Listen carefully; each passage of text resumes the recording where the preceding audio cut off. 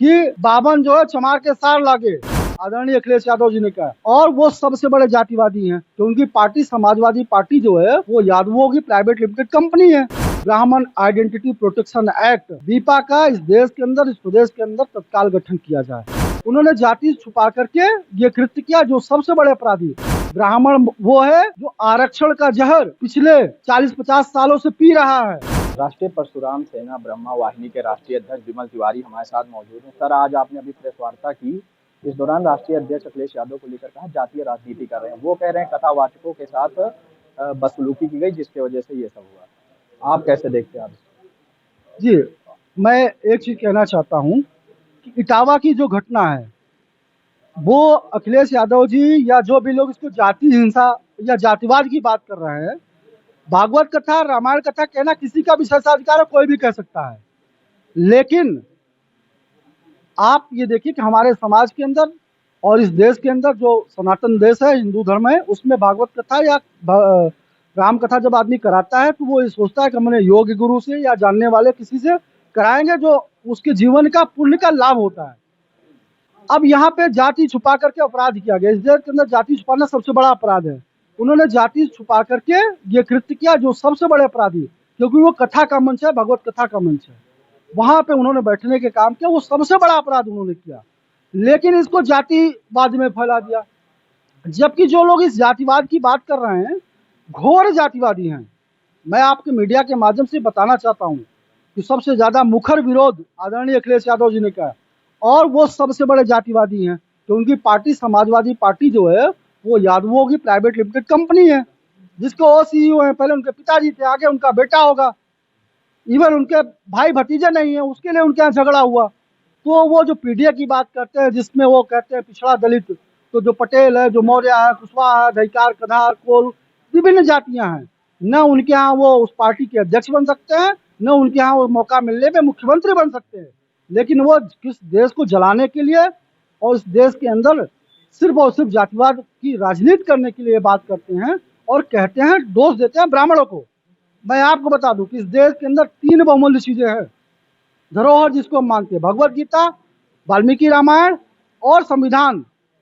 उन सब लोगों ने अभी संसद भवन में शपथ लेते समय संविधान की कापियां लेकर के गए थे। तो ये देश जो लोग कहते हैं कि मनवाद से नहीं चलेगा, तो मैं कहना चाहता हूँ कि ये देश न तो मनवाद से चल रहा है, न भगवत गीता से चल रहा है, न वाल्मीकि रामायण या रामचरितमानस से चल रहा है। ये देश बाबा भीमराव अंबेडकर के द्वारा बनाए गए संविधान से चल रहा है, और उसी संविधान में general, OBC, SC, ST category बना करके जाति व्यवस्था को दर्शाया गया है। लेकिन सबसे बड़ी बात है, ये जो घोर जातिवादी लोग हैं, ये मलाई खाना हो आरक्षण की सुविधा लेना हो तो ये बात करते हैं संविधान की, और उसके बाद बात करते हैं कि ब्राह्मण जातिवादी है। तो जातिवाद तो संविधान में लिखा हुआ है, और ये संविधान लिखा हुआ बाबा भीमराव अंबेडकर ने। भगवत गीता किया जो मछुआरे के पिछड़ी जाति से वेद व्यास जी ने। वाल्मीकि रामायण लिखा है जो दलित जाति से वाल्मीकि जी थे। ये तीनों पुस्तकें जो हैं वो लिखी गई हुई अदर जाति से, जिसका ब्राह्मण आज पूजा पाठ कराता है। और मैं आपको बता दूं, इस देश में दो सबसे ज्यादा भगवान की पूजा होती है, भगवान श्री राम की और भगवान श्री कृष्ण की। वही ब्राह्मण भगवत कथा करता है, राम कथा करता है वो, और लेकिन पूजा किसकी करा रहा है? भगवान श्री कृष्ण की, भगवान श्री राम की। और उसी ब्राह्मण को जातिवाद की राजनीति में आग की तरह यूज किया जा रहा है। तो मैं इस देश के अंदर इन सब जो लोग जातिवादी का सबसे बड़ी राजनीति करते हैं उनको आगाह करना चाहता हूँ कि ये इनकी जो कृत्य है ये नहीं चलने वाला। जितनी भी जातिवाद की राजनीति पार्टी कर रही हैं, चाहे वो समाजवादी पार्टी यादवों कर रही हो, पटेलों का आप उठा लीजिए, अपना दल 2-2 बन गई हैं, निषादों का देख लीजिए, निषाद पार्टी, राजभर का देख लीजिए तो सुहेलदेव राजभर पार्टी, बहुजन समाजवादी पार्टी, आजाद समाजवादी पार्टी, दलितों की 2-2 पार्टी। इस देश के अंदर ब्राह्मणों की कोई पार्टी नहीं है। लेकिन ये जातिवाद के रंग में किसको रंगते हैं? ब्राह्मण करते हैं। ब्राह्मण वो है जो आरक्षण का जहर पिछले 40-50 सालों से पी रहा है, लेकिन उसके बाद भी इस देश के अंदर ब्राह्मण सर्वे भवन्तु सुखिनः, विश्व का कल्याण हो, यही आज भी कह रहा है, जबकि वो 40-50 सालों से आरक्षण का जहर पी रहा है। तो ब्राह्मणों को घसीटा जा रहा है। ब्राह्मण आज सबसे असहाय और पीड़ित अवस्था में है। आज ब्राह्मणों की बात अगर मैं करूं तो आप लेबर चौराहे पे जाइए, सबसे ज्यादा ब्राह्मण मजदूरी करते हैं।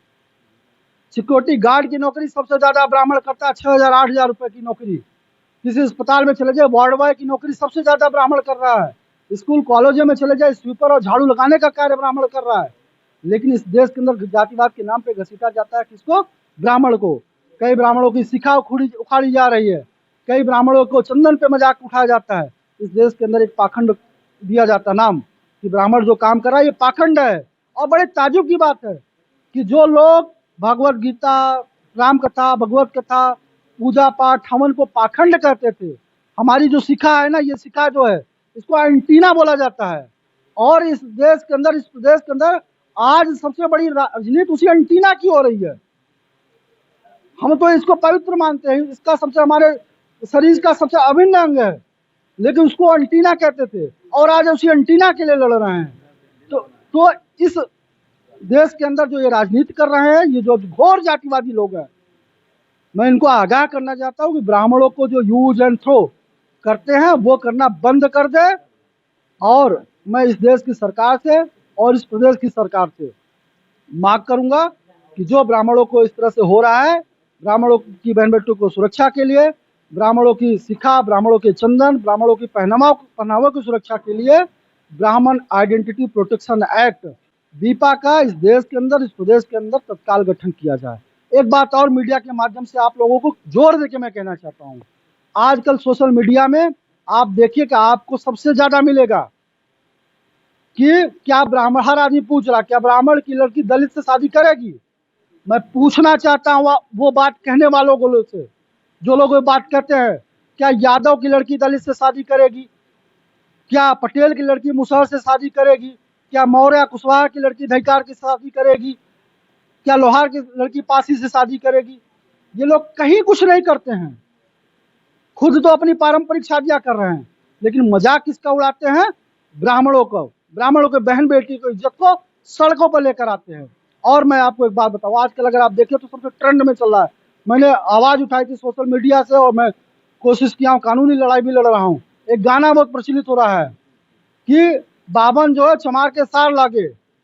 उसका लिंक कहाँ से है कि बाबा भीमराव अम्बेडकर की शादी ब्राह्मण जाति में हुई थी, तो वो ब्राह्मण थी महिला, और आज उसी बात को लेकर लाखों व्यूज, मिलियन व्यूज आ रहे हैं कि ब्राह्मण जो है चमार के सार लागे। तो इस तरह से ब्राह्मण जाति को अपमानित करने का काम किया जा रहा है और ब्राह्मणों के साथ केवल खेलने का काम किया जा रहा है, वो बंद होना चाहिए। और इस देश के अंदर ब्राह्मण आइडेंटिटी प्रोटेक्शन एक्ट का तत्काल गठन किया जाना चाहिए।